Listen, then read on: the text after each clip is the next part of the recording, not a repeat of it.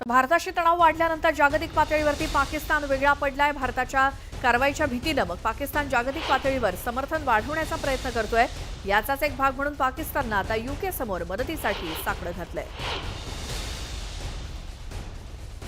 जागतिक पातळीवर पाकिस्तान एकटा पडलाय असं चित्र आहे।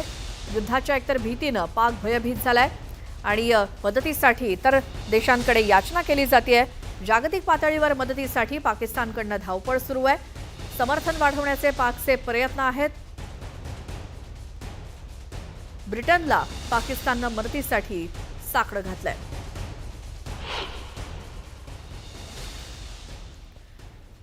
भारतासोबत तणाव वाढल्यानंतर पाकिस्तानच्या अडचणी काही कमी होताना दिसत नाहीयेत। आता रेटिंग एजन्सी मूडीजच्या अहवालात पाकिस्तानला इशारा देण्यात आलेला आहे। भारतासोबतच्या तणावाचा थेट फटका पाकिस्तानच्या विकासाला बसेल असा थेट इशारा दिला गेलाय। या तणावामुळे पाकिस्तानचा विकास आणि आर्थिक प्रगती डबघाईला येईल अशी भीती या अहवालातनं वर्तवण्यात आली आहे।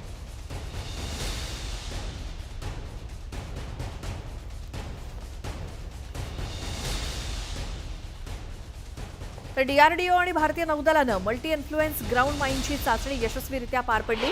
ही प्रणाली भारतीय नौदलाच्या समुद्राखालील युद्ध क्षमतामध्ये आणखी वाढ करेल। तर डीआरडीओ आणि भारतीय नौदल यांच्या वतीनं मल्टी इन्फ्लुएन्स ग्राउंड माइनची चाचणी घेण्यात आली। त्याची ही दृश्य आहेत। त्यामुळे ही प्रणाली भारतीय नौदलाच्या क्षमतेमध्ये आणखीन भर टाकते। समुद्राखालील युद्ध क्षमतामध्ये आणखी वाढ होणार आहे।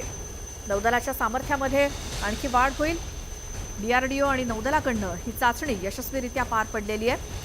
मल्टी इन्फ्लुएन्स ग्राउंड माइन ही चाचणी यशस्वीरित्या पार पडली आणि ही प्रणाली भारतीय नौदलाच्या समुद्राखालच्या युद्ध क्षमतांमध्ये वाढ करते।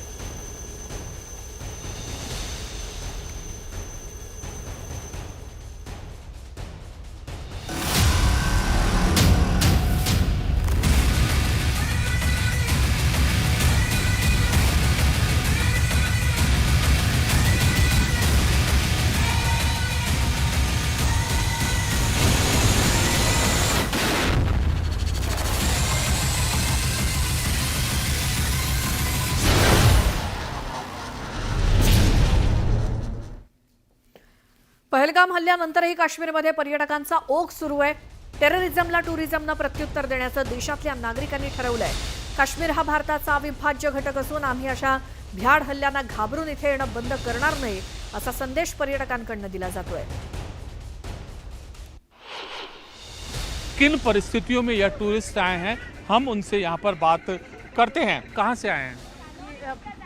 कहाँ से आए आप लोग? गुजरात से। गुजरात से। इतनी बड़ी टेररिस्ट इंसिडेंट हो गया है और बावजूद इसके आप यहाँ पर आए, डर नहीं लगा? नहीं, मतलब मिलिट्री है, सिक्योरिटी है, तो सेफ है। ओके, आ सकते हैं, जिसे आना है आ सकते हैं। आप बताओ। नहीं, डरने की तो कोई बात ही नहीं है। कश्मीर हमारा है, हमारी कंट्री में है, आना ही चाहिए। अभी जो होना था वो तो हो गया।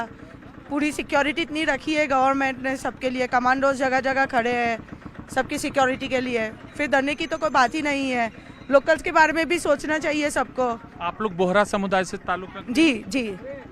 तो देखिए, ये गुजराती परिवार है और यह इस पहलगाम के अम्यूजमेंट पार्क आया है घूमने, छुट्टियां बिताने, और पहलगाम हमले के बावजूद भी इन्होंने अपना प्लान कैंसिल नहीं किया। तो ये दिखाता है कि भारत के लोगों को जैसे अन्य प्रदेश से भारत के लोगों को प्यार है, वैसे जम्मू कश्मीर से भी भारत के लोगों को उतना ही प्यार है और वो इसे कितना अपना मानते हैं। आणि आता राज्यातली महत्त्वाची बातमी बघूयात। राज्याच्या इतिहासामध्ये पहिल्यांदाच ग्रामीण भागामध्ये राज्य मंत्रिमंडळाची बैठक होते। तीही पुण्यश्लोक अहिल्यादेवी होळकर यांच्या जन्मभूमी असलेल्या चौंडीमध्ये।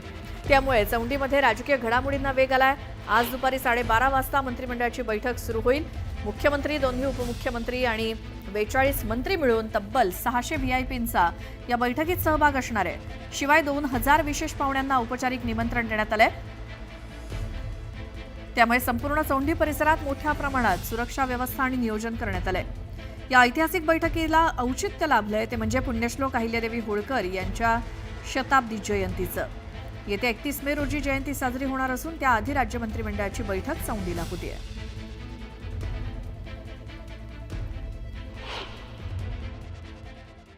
मी तुम्हाला या चौंडी या गावी आल्याचं पाहायला मिळतंय आणि नेमकं ही बैठक कशी असणार आहे, कॅबिनेट हॉल कसा तयार करण्यात आलेला आहे हे मी न्यूज 18 लोकमतच्या प्रेक्षकांना दाखवतोय. आपण हा सुरुवातीला पाहताय हा कॅबिनेट हॉल तयार करण्यात आलेला आहे. या कॅबिनेट हॉलमध्ये आपल्याला मुख्यमंत्री देवेंद्र फडणवीस यांच्यासहित सर्व प्रमुख मंत्र्यांसाठी विशेष आसनाची व्यवस्था करण्यात आलेली आहे आणि आपण जर पाहत असाल तर या आसन व्यवस्थेच्या समोरच आपल्याला धनगर समाजामध्ये खूप महत्वपूर्ण योगदान असलेली जी घोंगडी आहे ती देखील आपल्याला याच आसन व्यवस्थेच्या समोर ठेवण्यात आल्याची पाहायला मिळते. मुख्यमंत्री देवेंद्र फडणवीस आज अहिल्यानगरच्या जनतेसाठी काय नेमकी घोषणा करणार याकडे सर्व राज्याचं लक्ष लागलेलं आहे. त्याचप्रमाणे अनेक धनगर आमदारांकडून मुख्यमंत्री देवेंद्र फडणवीस यांना निवेदनं देखील देण्यात आलेले आहेत. त्यामुळे धनगर समाजासाठी आजचा दिवस हा खूप महत्वपूर्ण असा दिवस असणार आहे.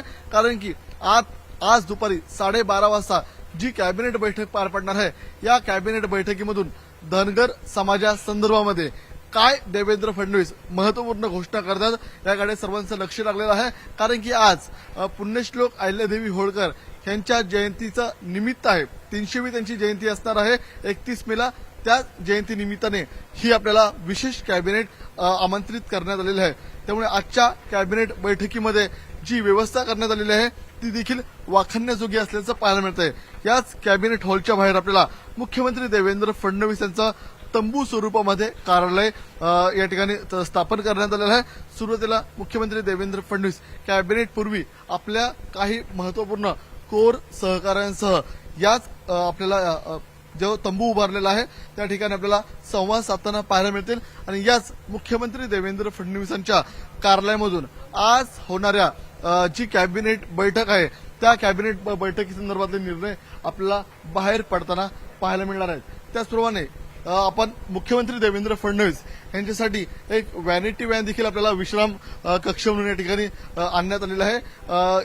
साधारणतः 10:30च्या सुमारास मुख्यमंत्री देवेंद्र फडणवीस अहिल्यानगर या ठिकाणी आपल्याला पोहोचताना पाहायला मिळतील. पुण्यश्लोक अहिल्यादेवी होळकर यांना अभिवादन करतील, काही भूमिपूजन करतील. त्यानंतर जेव्हा त्या या ठिकाणी कॅबिनेट हॉलमध्ये पोहोचतील तेव्हा आपल्याला विश्रांतीसाठी किंवा फ्रेश होण्यासाठी ह्याच व्हॅनिटी व्हॅनमध्ये जाताना पाहायला मिळणार आहेत. त्यामुळे या अहिल्यानगर परिसरामध्ये अत्यंत या ठिकाणी व्यवस्था करण्यात आल्याचं आपल्याला पाहायला मिळतंय. मी तुम्हाला मागच्या भागात दाखवतोय. कॅबिनेटसाठी मुख्यमंत्री देवेंद्र फडणवीस यांना भेटण्यासाठी काही प्रमुख आपल्याला अधिकारी देखील येताना पाहायला मिळतील. त्या अधिकाऱ्यांशी संवाद या ठिकाणी आपल्याला मुख्यमंत्री देवेंद्र फडणवीस करताना पाहायला मिळतील. त्यांची देखील आपल्याला विशेष व्यवस्था करण्यात आल्याचं पाहायला मिळतंय. या व्यवस्थेकरिता आपल्याला सर्व पोलीस अधिकारी देखील सज्ज असल्याचं पाहायला मिळतं. त्यामुळे मुख्यमंत्री देवेंद्र फडणवीस अहिल्यानगर परिसरातील प्रामुख्याने जे पोलीस अधीक्षक असतील किंवा या जनतेची काही प्रमुख समस्या आहेत त्या संदर्भात आपल्याला निराकरण करताना पाहायला मिळेल. त्यामुळे 12:30 वाजता होणाऱ्या कॅबिनेट बैठकीमध्ये आज मुख्यमंत्री देवेंद्र फडणवीस काय निर्णय घेतात याकडे अहिल्यानगर वासियांचं लक्ष लागल्याचं पाहायला मिळतंय. व्हिडिओ लेन्स हर्षसह मी तुषार रुपनवर, न्यूज 18 लोकमत, अहिल्यानगर, चौंडी.